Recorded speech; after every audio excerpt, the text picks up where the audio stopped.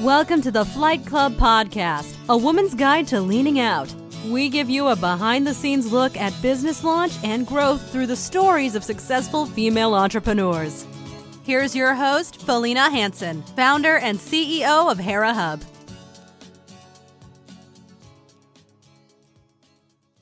Hello and welcome. I am excited to chat with Anna Liebel today. She is, I can't even tell you, she has such an amazing background and has lived all over the world. I'm so excited to dive in. We have a bit of commonality. I know she's lived in Sweden and she worked for Volvo, so I'm really excited to have this chat. Anna is a leadership consultant helping leaders reclaim their genius zone, which I absolutely love that phrase, by eliminating reactivity, transforming their leadership, and becoming catalysts of thriving company cultures. The best thing Anna knows is to see a spark in her clients' eyes when they rediscover their zone and get to play in it more often. I love talking about play in business, so I'm excited to dive into that as well. They become more curious about themselves and others. They're better listeners, more empathetic, and of course, more effective leaders and greater humans overall.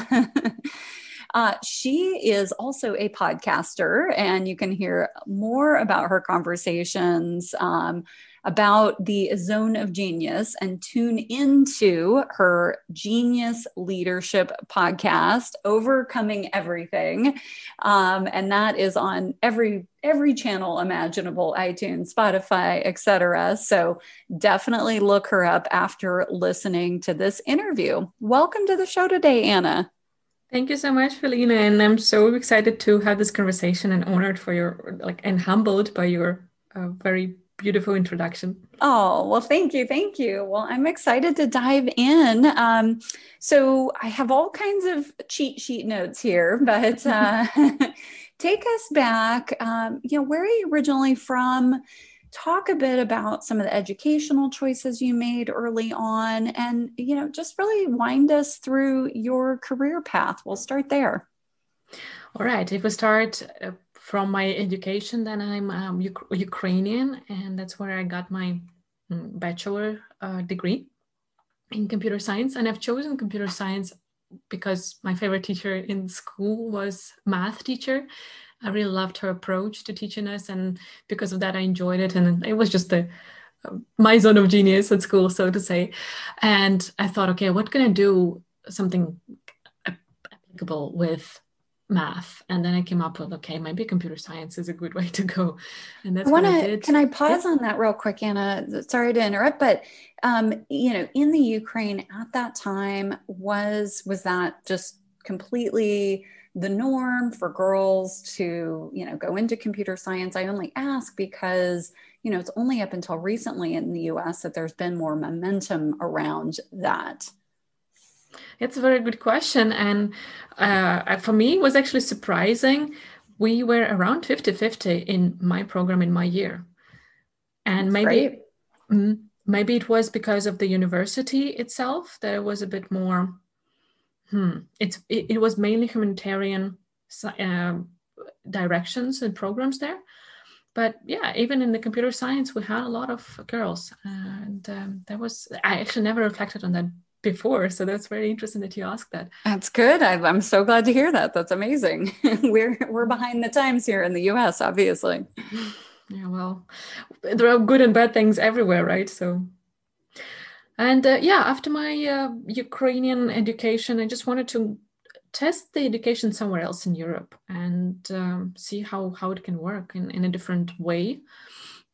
So I applied for programs in Sweden and got a scholarship and went to Gothenburg, since you probably know a bit of the geography of Sweden. So yes, I do. I was excited to see that. And I've been more to the East Coast than the West Coast of Sweden. So it's on my list.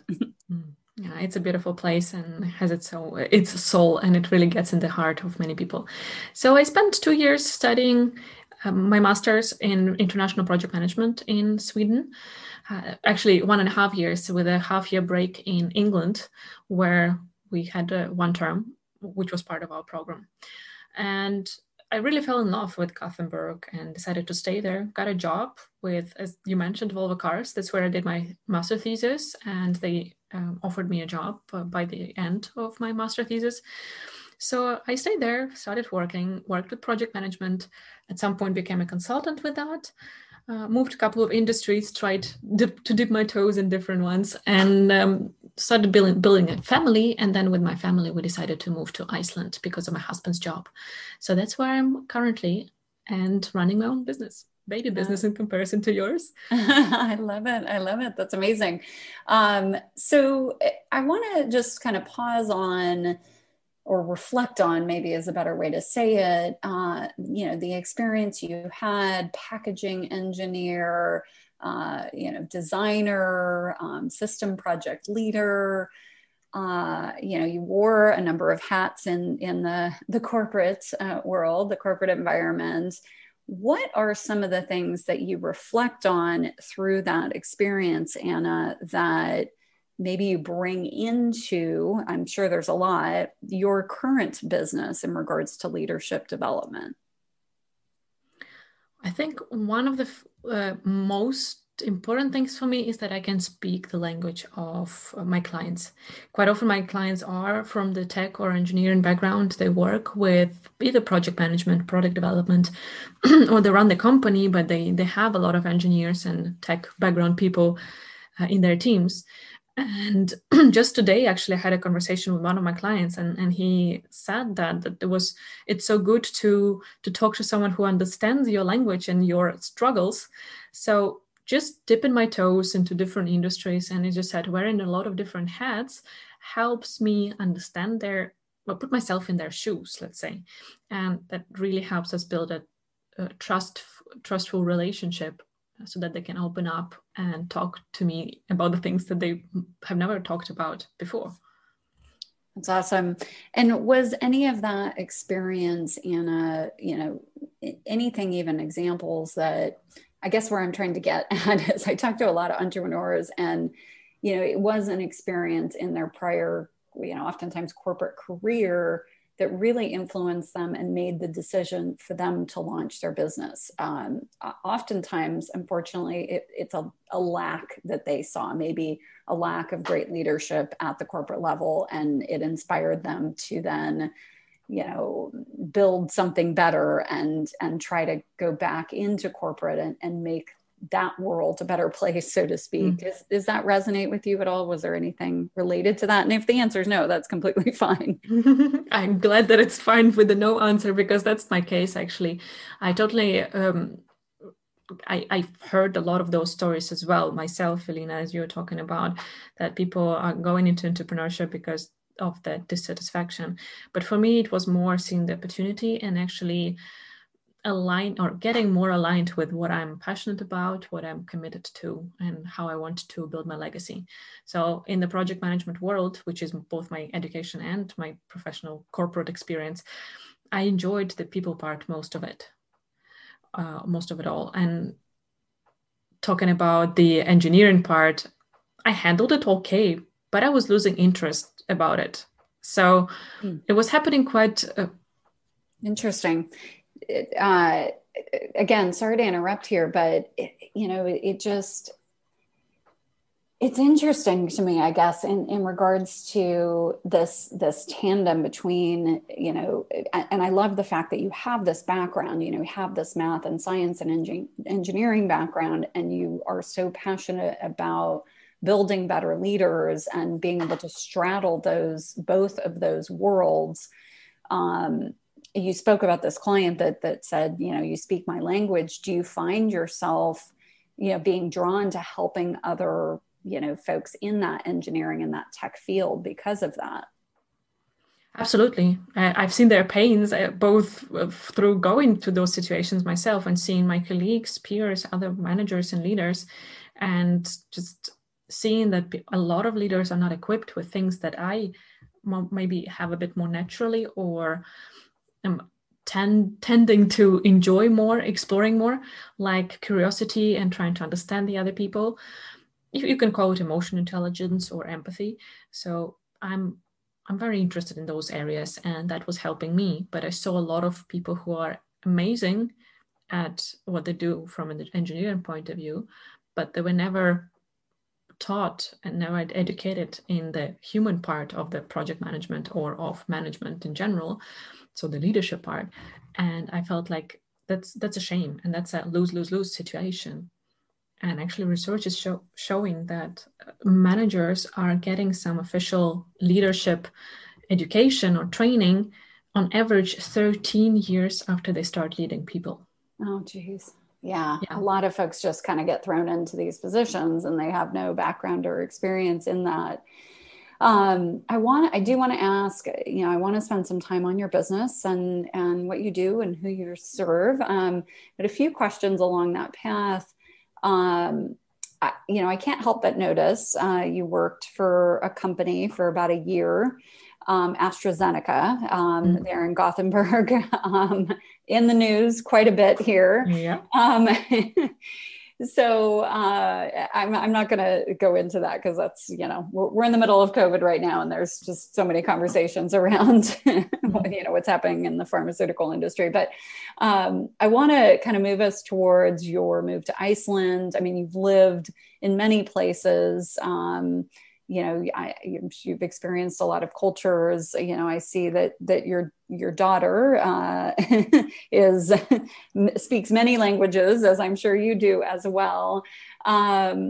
Just talk about maybe anything that you see in differences in the countries that you've lived and worked in regards to leadership and approach to leadership, teaching and training and skills and things of that nature. And how is that working now that you're in Iceland? Are you working across a lot of these other countries as well? So I just want to directly mention that I've never been in a corporate environment here in Iceland. So if I compare, that will be a bit apples and pears to Sweden and to Ukraine, where I have a bit of a work experience.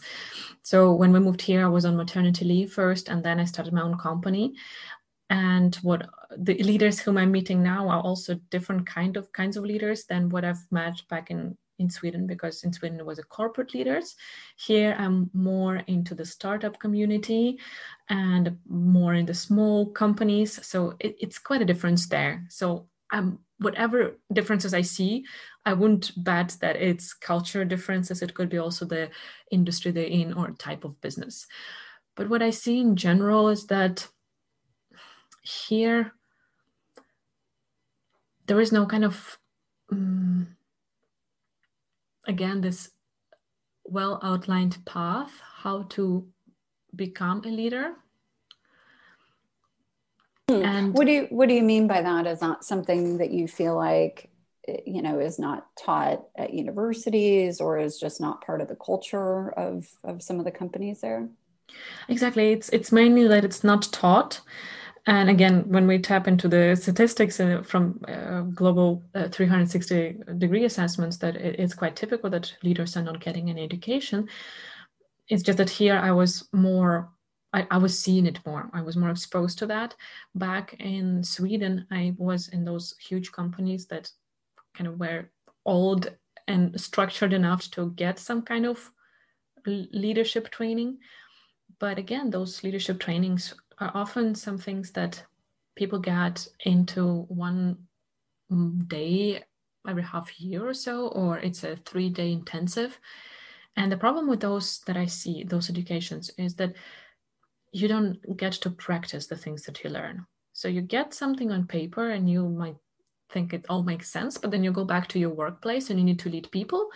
And suddenly you're like, so how am I supposed to apply those things now? Or like, but how can I do it here in this situation with this person? And that is what is lacking in most leadership support, I would say, in the workplaces. And that's what I am trying to fill as the gap. Talking about what kind of work I'm doing, it's really about giving the tools to the leaders, but also provide accountability and ongoing support for a longer term, so that they get used to those tools, that we go through the situations that they come up with, like, oh, here I actually am not sure how I'm supposed to think, or what kind of questions I'm supposed to ask, or how do I give this feedback to this person in this situation. So we get enough time to work through different situations, and they get kind of warm in their leadership clothes. Yeah, it's interesting you say that, because I can see very much it's a practice, right? Like you said, you don't just go to a weekend workshop and you're like, okay, I'm good. I mean, I went through this myself the other day with someone on my team, and I literally, I've been through various leadership trainings, and I've been like quote unquote leader, I guess you could say, for quite some time now.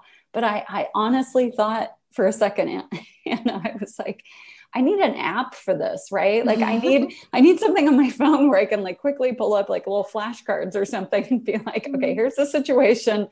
What are the best words to use? I'm being a bit silly with this, but to your point, it's like, this is a practice, and we get sometimes as leaders kind of caught off guard sometimes in a situation. And it's like, okay, how I react to this and what I say is so critically important. So you need to create an app, please.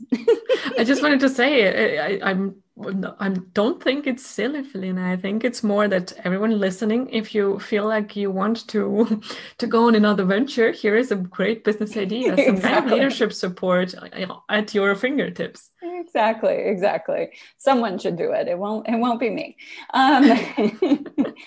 I love that. So let's dive into your business a little bit more. And, it sounds like, again, the title of the podcast is Flight Club, as in, that point in which you decided to go on your own.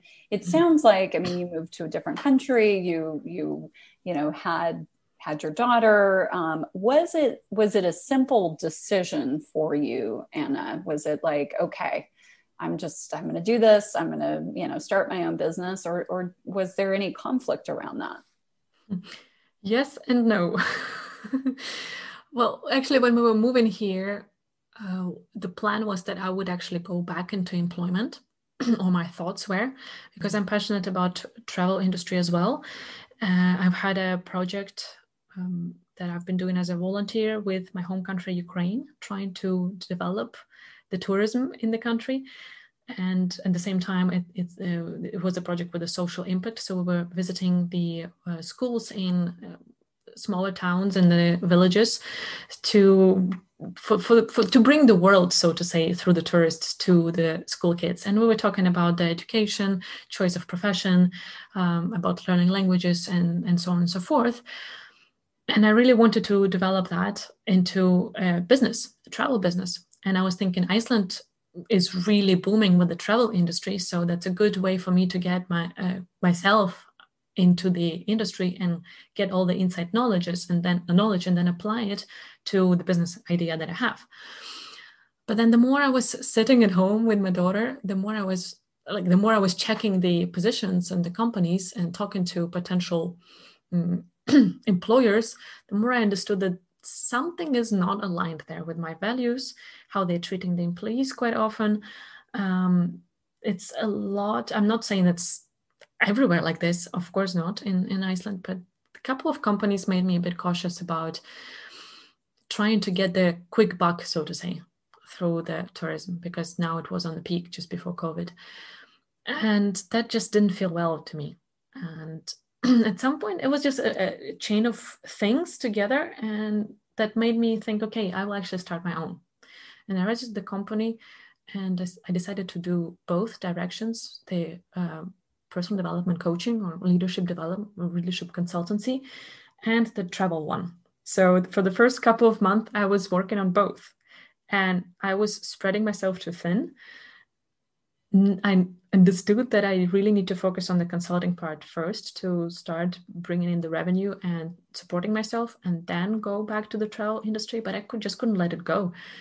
And that was the tough part, to be honest. And I was not sure I was doing the right thing that way. And then there were a series of events again that were kind of showing me like, okay, you need to pause that travel idea for now. And then the COVID was the last drop. So now it's on the shelf. Now I'm focusing on the consultancy. And to be honest, now it's very easy. I just feel that what I'm doing is so aligned with my purpose, and that's the way for me to build my legacy. And I'm doing what I'm good at and what people are grateful for, and I'm changing lives. I'm not doing it on a huge scale at the moment, but it's so rewarding to see how the eyes of my clients are just shining up, just as you said in the introduction, how they understand themselves better, how they understand their people better, and they transform their lives and their relationships. So at the moment, even in the toughest parts, because business is not walk in the park, right? Even then, I just feel like it's tough now, but I know why I'm doing it. I love that. That's awesome. Can I ask a bit of a technical question? Is it easy to start a business in Iceland? And is that the norm? Would you call it an entrepreneurial culture? Actually, I think it's easier in Sweden than in Iceland, and also cheaper. Okay. Actually, here it was a bit more of payment for the registration. I think in Sweden you don't even need to pay.